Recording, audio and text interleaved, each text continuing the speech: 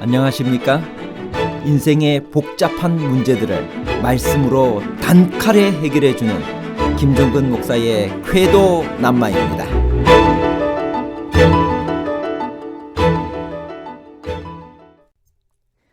약속을 지키는 것은 얼마나 중요한가요?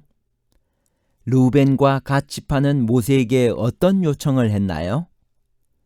모세는 어떤 조건으로 그들의 요청을 들어주었나요? 르우벤과 갓 지파와 므낫세 지파의 절반이 요단강 동편에 거주하기를 원한 것은 요단강을 건너 정복 전쟁에 참가를 원치 않아서였나요? 아니면 목축을 주업으로 했기 때문인가요? 전쟁 회피와 목축에 관한 복잡한 문제를 하나님 말씀의 가르침으로 명쾌하게 해결해 드리겠습니다. 르우벤 자손과 갓 자손이 요단강 동편 땅, 즉 길르앗 지역을 자기들의 땅으로 달라고 요청한 이유는 무엇인가요? 그 이기적인 결정은 무슨 문제를 일으킬 염려가 있었나요? 민수기 32장 1절입니다. 르우벤 자손과 갓 자손은 심히 많은 가축대가 있었더라. 그들이 야셀 땅과 길르앗 땅을 본즉 그곳은 가축에 적당한 곳인지라. 르우벤 자손과 갓 자손은 성막 남쪽에 진을 치고 있었는데 아마도 서로 이웃해 있지는 않고 시므온 지파를 사이에 두고 양쪽에 있었습니다. 르우벤은 야곱의 장자였으므로 지파별 연장자 순위에 따라 먼저 언급되었습니다. 다음 절에서는 갓이 먼저 언급되었는데 이는 요단 동편에 정착하는 문제에서 이 지파가 주도권을 잡고 있었기 때문입니다. 38년 동안이나 가까이 생활한 사실이 그들로 영구한 정착지에서 함께 살도록 영향을 끼쳤을 것입니다. 심히 많은 가축대를 가지고 있었던 르우벤과 갓 지파들은 그 땅이 탐이 났습니다. 이들이 정착한 길르앗은 어떤 곳이며 후에 그곳에서는 무슨 일들이 벌어졌나요? 민수기 32장 1절 르우벤 자손과 갓 자손은 심히 많은 가축대를 가졌더라. 그들이 야셀 땅과 길르앗 땅을 본즉 그곳은 목축할 만한 장소인지라.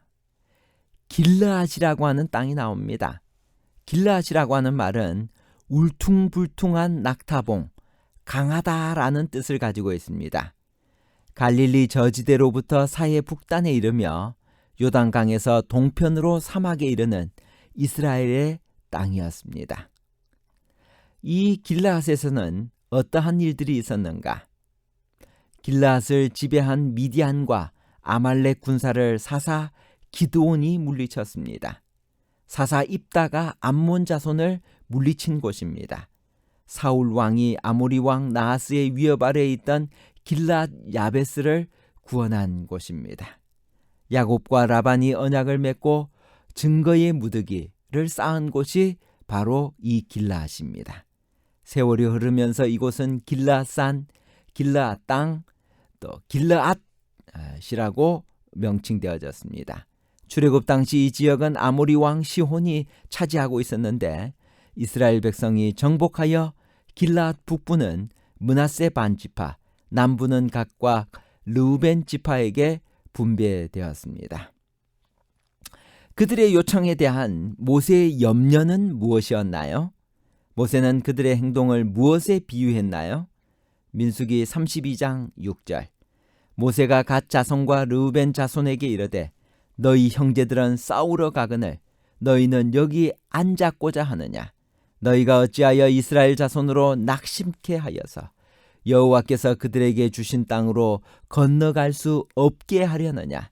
너희 열조도 내가 가데스 바네아에서 그 땅을 보라고 보내었을 때 그리하였나니 그들이 에스골 골짜기에 올라가서 그 땅을 보고 이스라엘 자손으로 낙심케 하여서 여호와께서 그들에게 주신 땅으로 갈 수 없게 하였었느니라.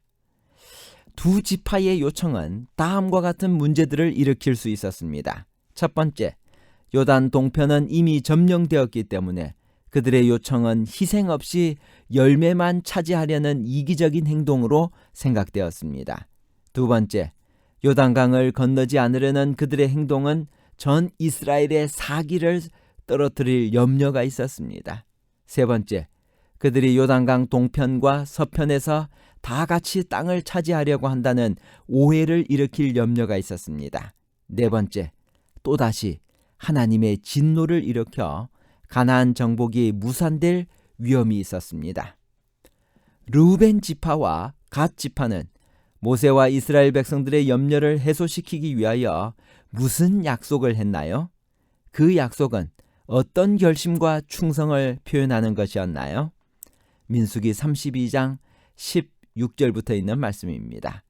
그들이 모세에게 가까이 나와 가로되 우리가 이곳에 우리 가축을 위하여 우리를 짓고 우리 유아들을 위하여 성읍을 건축하고 이 땅 거민의 영고로 우리 유아들로 그 견고한 성읍에 거하게 한 후에 우리는 무장하고 이스라엘 자손을 그곳으로 인도하기까지 그들의 앞에 행하고 이스라엘 자손이 각기 기업을 얻기까지 우리 집으로 돌아오지 아니하겠사오며 우리는 요단 이편 곧 동편에서 산업을 얻어 싸우니 그들과 함께 요단 저편에서는 기업을 얻지 아니하겠나이다. 가나안 정복을 마칠 때까지 민족에 대한 자신들의 의무를 계속하겠다고 하는 약속을 합니다. 모세는 요단강 서편에 들어가기 전 죽어야 되었기 때문에 이스라엘의 지도자들에게 두 지파에 대해 무엇을 당부했나요? 민수기 32장 28절부터 30절에 있는 말씀입니다. 이에 모세가 그들에게 대하여 제사장 엘르아살과 눈의 아들 요수아와 이스라엘 자손 지파의 두령들에게 명하니라. 모세가 그들에게 이르되 갓 자손과 르우벤 자손이 만일 각기 무장하고 너희와 함께 요단을 건너가서 여호와 앞에서 싸워서 그 땅이 너희 앞에 항복하기에 이르거든 길르앗 땅을 그들에게 산업으로 줄 것이니라. 그러나 그들이 만일 너희와 함께 무장하고 건너지 아니하거든 가나안 땅에서 너희 중에 산업을 줄 것이니라. 모세는 자신이 요단을 건너지 못할 것을 알고 있었습니다. 따라서 그는 엘르아살과 요수아에게 르우벤 지파와 갓 지파가 자신들이 약속한 바를 이행하는지의 여부를 감독하는 책임을 그들에게 맡겼습니다. 여호수아가 르우벤 지파와 갓 지파와 므낫세 반 지파를 불러 무엇이라고 치하했나요? 그리고 무엇을 허락했나요? 여호수아 22장 1절. 그때 여호수아가 르우벤 사람과 갓 사람과 므낫세 반 지파를 불러서 그들에게 이르되 여호와의 종 모세가 너희에게 명한 것을 너희가 다 지키며 또 내가 너희에게 명한 모든 일에 내 말을 너희가 청종하여 오늘날까지 날이 오래도록 너희가 너희 형제를 떠나지 아니하고 오직 너희 하나님 여호와의 명하신 그 책임을 지키도다. 이제는 너희 하나님 여호와께서 이미 말씀하신 대로 너희 형제에게 안식을 주셨으니 그런즉 이제 너희는 여호와의 종 모세가 요단 저편에서 너희에게 준 소유지로 가서 너희의 장막으로 돌아가되. 르우벤 지파와 갓 지파와 므낫세 반 지파는 요단강을 건너기 전 강 동편에 그들의 땅을 얻었습니다. 모세는 그것을 허락하면서 그 중에서 상당수의 남자들은 가족을 떠나 무장하고 요단강을 건너가서 형제들과 함께 가나안 정복을 위하여 싸울 것을 조건으로 했습니다. 4만 명이 넘는 군인들이 그동안 형제들을 위하여 앞장서서 싸웠습니다. 여호수아는 이제 그들을 강 건너 가족 품으로 돌려보낼 때가 되었다고 생각했고 그렇게 실천했습니다. 날이 오래도록 형제를 떠나지 아니하고 그 책임을 다했다라고 칭찬을 했는데요. 어느 정도 오랫동안 그 가나안 정복을 위하여 그들은 노력했나요? 두 지파 반에서 선발된 4만 명은 그동안 가나안 정복을 위하여 5년 그리고 땅 분배에 소요된 시간 2년을 합하여 7년 이상 집을 떠나 있었습니다. 물론 그동안 같은 지파끼리의 교대는 있었을 것입니다. 비록 약속을 지키는 것이었다고 해도 그들의 신실함과 형제 지파들을 위한 그들의 헌신은 칭찬받을 만합니다. 결론입니다. 첫 번째, 르우벤 자손과 갓 자손이 요단강 동편 땅, 즉 길앗 지역을 자기들의 땅으로 달라고 요청한 이유는 그들이 심히 많은 가축대가 있었기 때문입니다. 그곳은 가축의 적당한 곳이었습니다. 두 번째, 르우벤 지파와 갓 지파는 모세와 이스라엘 백성들의 염려를 해소시키기 위하여 가나안 정복을 마칠 때까지 민족에 대한 자신들의 의무를 계속하겠다고 약속했습니다.